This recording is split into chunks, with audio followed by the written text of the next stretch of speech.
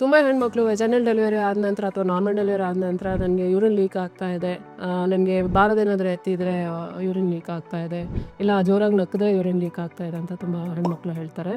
ಇದು vaginal delivery ಆದವರಲ್ಲಿ ತುಂಬ common ಆಗಿ ಕಾಣಿಸ್ಕೊಳ್ತೀವಿ. ಯಾಕಂದ್ರೆ ಕೆಲವರು ಗರ್ಭಕೋಶದ ಬಾಯಿ ಫುಲ್ಲು ಓಪನ್ ಆಗುವ ಮುಂಚೆನೆ ಮುಖಕ್ಕೆ ಹೇಳ್ತಾರೆ. ಈ ಗರ್ಭಕೋಶದ ಬಾಯಿ ಫುಲ್ ಓಪನ್ ಆಗುವ ಮುಂಚೆ ಮುಕ್ಕಿದ್ರೆ ವೆಜನಲ್ ವಾಲ್ ಹಾಗೂ ಬ್ಲ್ಯಾಡರ್ನು ಕೆಳಗಡೆ ಇಳಿದು ಬರುತ್ತೆ ಮಗು ಜೊತೆ. ಸೊ ಇದಕ್ಕೋಸ್ಕರ ಬ್ಲ್ಯಾಡರ್ ಕೆಳಗಡೆ ಬರಬಾರ್ದು ಅಂತಂದರೆ ಗರ್ಭಕೋಶದ ಬಾಯಿ ಫುಲ್ ಓಪನ್ ಆದ ನಂತರನೇ ಮುಕ್ಕಿಸ್ಬೇಕು ಎಲ್ಲ ಹೆಣ್ಮಕ್ಳಿಗೆ ಡೆಲಿವರಿ ಟೈಮಲ್ಲಿ. ಸೊ ಈ ಒಂದು ಮಿಸ್ಟೇಕಿಂದ ಬ್ಲ್ಯಾಡರ್ ಕೆಳಗಡೆ ಇಳಿದುಬಿಟ್ಟು ಹೆಣ್ಮಕ್ಳಿಗೆ ಯೂರಿನ್ ಲೀಕ್ ಆಗೋ ಪ್ರಾಬ್ಲಮ್ಸ್ ಇರುತ್ತೆ.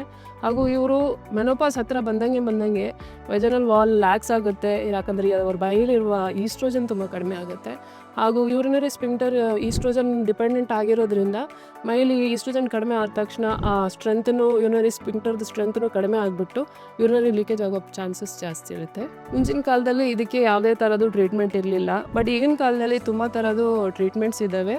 ಸೊ ಈ ಟ್ರೀಟ್ಮೆಂಟ್ಸ್ಗಳ ಬಗ್ಗೆ ನಾನು ನನ್ನ ಮುಂದಿನ ವಿಡಿಯೋದಲ್ಲಿ ಕ್ಲಿಯರಾಗಿ ಎಕ್ಸ್ಪ್ಲೇನ್ ಮಾಡ್ತೀನಿ. ಈ ವಿಡಿಯೋನ ಆದಷ್ಟು ನಿಮ್ಮ ತಾಯಂದಿರಿಗೆ, 40 ಇಯರ್ಸ್ಗಿನ ಮೇಲಿರುವ ಹೆಣ್ಮಕ್ಳಿಗೆ ಹಾಗೂ ನಿಮ್ಮ ಫ್ರೆಂಡ್ಸಿಗೆಲ್ಲ ಶೇರ್ ಮಾಡಿ. ತುಂಬ ಹೆಣ್ಮಕ್ಳಿಗೆ ಹೆಲ್ಪ್ ಆಗುತ್ತೆ.